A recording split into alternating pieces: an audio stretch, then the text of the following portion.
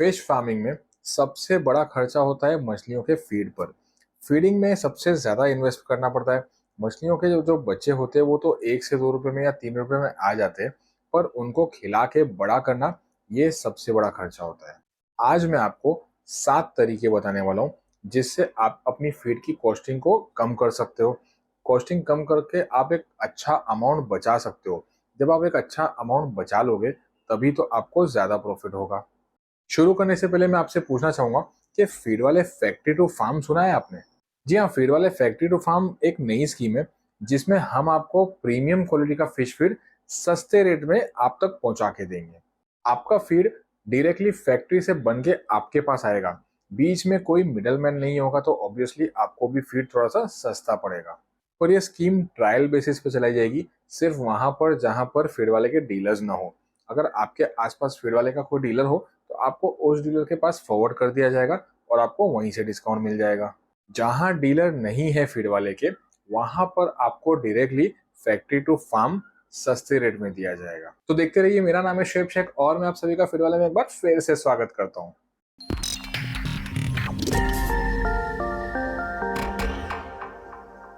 शुरू करने से पहले मैं आपको बता दूं कि इस वीडियो में जो भी बातें मैं आपको बताने वाला हूँ ये सिर्फ और सिर्फ फीड वाले फिश फीड पर नहीं है। आप किसी और कंपनी से फिश फीड ले लो या आप किसी भी डीलर से फिश फीड ले लो, इन बातों का आपके लिए ध्यान रखना बहुत जरूरी होता है। सबसे पहला पॉइंट, मैं हमेशा देखता हूँ कि आप थोड़ा थोड़ा करके फीड लेते हो। ऐसा कभी मत करना। हमेशा फुल ट्रक लोड लेना। थोड़ा थोड़ा करके लेने पे फीड बहुत महंगा पड़ता है। आपका फार्म छोटा है तो 2 टन की पिकअप ले लो। थोड़ा फार्म बड़ा है तो 10 टन की आइसर ले लो। और ज़्यादा कैपेसिटी है अगर आपकी तो 17 टन की या 25 टन की ट्रक ले लो। और अगर बहुत बड़ा फार्म है आपका तो आप डायरेक्टली 30 टन की ट्रक ले लो। जितनी बड़ी ट्रक साइज होगी और जितना ज़्यादा फीड आप लोगे ना, उतना आपको सस्ता पड़ेगी फीड। आप अकेले नहीं ले सकते तो 2-4 लोग मिल के ले लो, बट गाड़ी पूरी आपके डायरेक्टली फार्म पे आनी चाहिए और आपके फार्म पे अनलोडिंग होनी चाहिए। इससे आपके अनलोडिंग के, लोडिंग के और ट्रांसपोर्ट के पीछे जो खर्चा होता है ना, इसमें बहुत सारे पैसे बचेंगे आपके। क्योंकि फीड का रेट वही होता है, आपकी कॉस्टिंग में जो फर्क आता है ना, वो ट्रांसपोर्ट और क्वांटिटी की वजह से फर्क होता है। दूसरी एक बात का हमेशा ध्यान रखना कि फीड उधार में कभी मत लेना। खास तौर पे यूपी वालों से कह रहा हूँ मैं, क्योंकि यूपी में उधार पे फीड बहुत ज्यादा लिया जाता है। फीड जब आप उधार पे लेते हो ना, तो आपको बैग के पीछे कम से कम 150 से 200 रुपए आपके एक्स्ट्रा चले जाते हैं। ये जो 150-200 रुपए आपके बैग के पीछे एक्स्ट्रा जाते हैं ना, ये बैंक के लोन से भी ज्यादा इंटरेस्ट हो जाता है। तो इसीलिए जब भी आप फीड लोगे ना, तो उधार पे कभी मत लेना। फीड हमेशा कैश पे लिया करो। कैश पे लेने से आपका बार्गेनिंग पावर बहुत बढ़ जाता है। खास तौर पे यूपी वालों से कह रहा हूँ मैं, जब आप कैश पे फीड लोगे ना तो आपका बार्गेनिंग पावर बढ़ जाएगा कि मैं कैश पे ले रहा हूँ, पैसे कम करो। जो एक्स्ट्रा पैसे लिया जाता है वहां पर वो आपसे नहीं लिया जाएगा। इससे आपकी फीड की कॉस्टिंग पे बहुत फर्क पड़ जाएगा। तीसरा पॉइंट मेरा ये है कि फीड हमेशा सही तरीके से खिलाओ। जितना खिलाना चाहिए ना उतना आपको खिलाना ही होगा। मैं हमेशा देखता हूँ कि जहां पर 100 किलो फीड खिलाना होता है ना, वहां पर लोग 10 किलो भी नहीं खिलाते।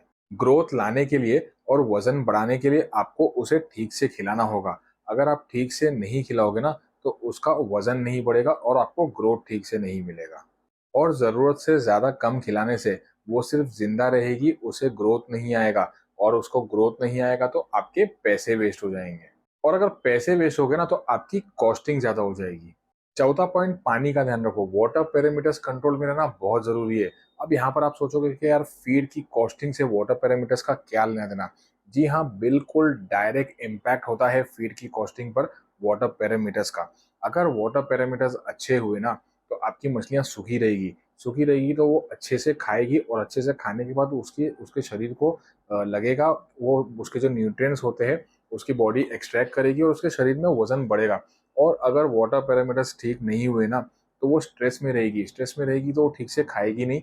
और अगर ठीक से नहीं खाएगी तो आपका जो फीड का कॉस्ट है ना, जो आपके फीड के पैसे है ना, वो भी वेस्ट हो जाएंगे। पानी का ध्यान ठीक से नहीं रखोगे ना तो आपके पैसे वेस्ट हो जाएंगे और आपको फीड महंगा पड़ जाएगा। उसके बाद आता है मछलियों का हाजमा। उसके डाइजेशन का बहुत गहरा असर होता है आपकी फीड की कॉस्टिंग पर।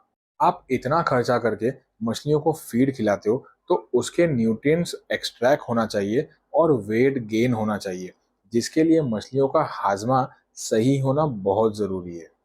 हाजमा सही होगा तो आप जो खिला रहे हो वो उसे खाएगी, फिर उसे पचाएगी और फिर अपना वजन बढ़ाएगी और आपको फीड सस्ती पड़ जाएगी। फिर आता है प्लैंकटन्स। पानी में प्लैंकटन्स होना भी बहुत ज़रूरी है। अगर आपने ऐसी मछली डाले हो जो प्लैंकटन्स खाती है, तो फिर तो आपकी फीड की कॉस्टिंग में बहुत फ़र्क पड़ेगा।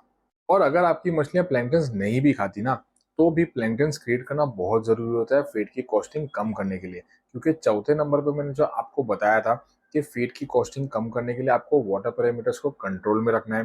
तो प्लैंकटन्स एक मेजर रोल प्ले करता है फीड की कॉस्टिंग को कम रखने में और वाटर पैरामीटर्स को कंट्रोल में रखने में। सातवां और सबसे इम्पोर्टेंट पॉइंट ये है कि आपकी मछलियों को इन्फेक्शन नहीं होना चाहिए। अब यहाँ पर आप ये सोचोगे कि फीड के रेट को कम करने के लिए इन्फेक्शन का क्या लेना देना। ये मछली पालन है ना, एक वेब की तरह होता है। मकड़ी का जाला मकड़ी के जाले की तरह होता है। सब कुछ एक दूसरे से कनेक्टेड होता है। एक टूटा तो सब पे इफेक्ट पड़ेगा। मछलियां इन्फेक्टेड हुई तो खाना नहीं खाएगी। खाना नहीं खाएगी तो आपका डाला हुआ फीड वेस्ट हो जाएगा। फीड वेस्ट हो जाएगा तो आपके फीड की कॉस्टिंग ऊपर चली जाएगी। और अगर इन्फेक्शन में खा भी लेगी तो ग्रोथ वैसा नहीं आएगा जैसा आना चाहिए, क्योंकि वो बीमार है, स्ट्रेस में है, इन्फेक्टेड है, जल्दी बढ़ेगी नहीं और फीड वेस्ट होगा। इसीलिए फीड की कॉस्टिंग को कम रखने के लिए ये भी जरूरी है कि मछलियों को इन्फेक्शन से बचा के रखो। अब 7 पॉइंट तो हो गए, पर अब तक आप वीडियो देख रहे हो तो एक बोनस पॉइंट सिर्फ आपके लिए। ज़्यादा दिनों तक मछलियों को भूखा कभी नहीं रखना। हमेशा मैं देखता हूँ कि ना बहुत बार ऐसा होता है कि किसी के पास पैसे नहीं होते, तो कभी-कभी 15 दिन खाना नहीं खिलाते या 1 महीना खाना नहीं खिलाते। जब पैसे आएँगे तब खिलाना स्टार्ट करोगे।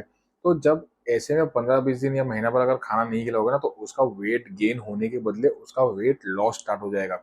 जी हाँ, वो वेट लॉस करना चालू चालू कर देगी, क्योंकि अगर आप ज़्यादा दिनों तक खाना नहीं खिलाओगे तो ऑटोमेटिकली श्रिंकेज होना स्टार्ट हो जाता है और मछलियाँ छोटी होना स्टार्ट हो जाती है। तो ऐसे में जब आप फिर से जब खिलाने लगोगे तब वो बढ़ने लगेगी, पर आपका जो खिलाया हुआ जो फीड था ना, वो फीड और वो फीड की कॉस्टिंग, उसका पूरा पैसा आपका वेस्ट हो जाएगा। तो हमेशा इस बात का ध्यान रखना कि कभी भी ज़्यादा दिन 1-2 दिन अगर नहीं खिलाओगे ना तो चलेगा, लेकिन ज़्यादा दिनों तक अगर आप फीड नहीं खिलाते हो तो इससे भी आपकी फीड की कॉस्टिंग पे बहुत फ़र्क पड़ता है। याद रहे, मछली पालन एक वेब की तरह होता है, यानी कि एक मकड़ी के जाले की तरह होता है। एक टूटा तो दूसरा नहीं बचने वाला। इसीलिए आपको हर एक छोटी छोटी बातों का ध्यान रखना होगा। Thank you.